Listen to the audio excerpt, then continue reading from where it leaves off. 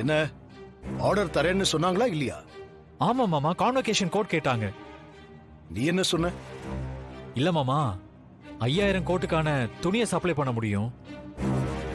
ஆனா 5000 கோட்டை அவங்க கேட்கிற டைம்குள்ள தச்சு கொடுக்கறது கஷ்டம் இல்லையா மாமா?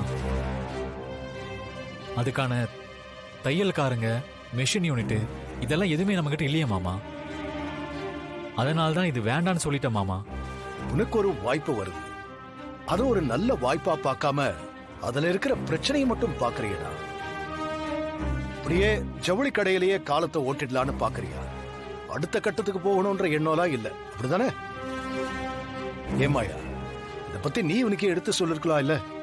பெரியப்பா, சீனு இந்த விஷயத்தை என்கிட்ட சொல்லவே இல்ல. அப்படியா? சொல்லலையா அவகிட்ட? ஒருவேளை தன்னால முடியாதுன்னு முடிவு பண்ணிட்டதால யார்கிட்டயும் சொல்லலையோ என்னமோ. ஏண்டா அப்படிதானே?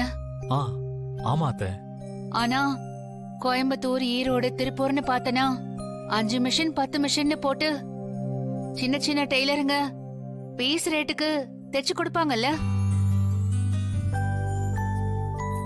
அதுல நல்லா தைக்கிற ஒரு 20 பேரை தேர்ந்தெடுத்து 5000 கோட்டை பிரிச்சு தைக்க கொடுத்தா இப்படிங்கறதுக்குள்ள தைச்சு கொடுத்துட மாட்டாங்க?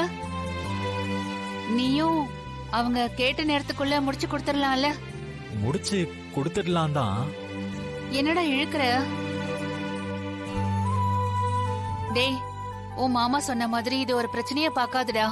கிடைச்சிருக்கிற வாய்ப்பா பாரு. சரிங்க அத்தை. மாயா, சொல்லுங்க பெரியப்பா.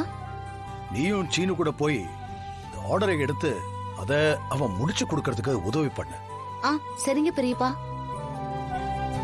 டேய் சீனு, பாத்தியா என் தங்கச்சிய? பிரச்சனையை பெருசா பாத்தியே, அதுக்கு சுலபமா வழி சொல்லிருச்சு பாரு.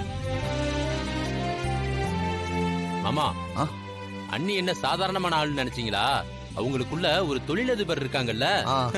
சிவா, அண்ணி நான் ஒன்னும் சும்மா பேச்சுக்கு உங்களை கிண்டல் பண்றதுக்காக சொல்லல, உண்மையாதான் சொல்றேன். சரிங்க மாமா, நான் கண்டிப்பா போய் முடிச்சிடுறேன்.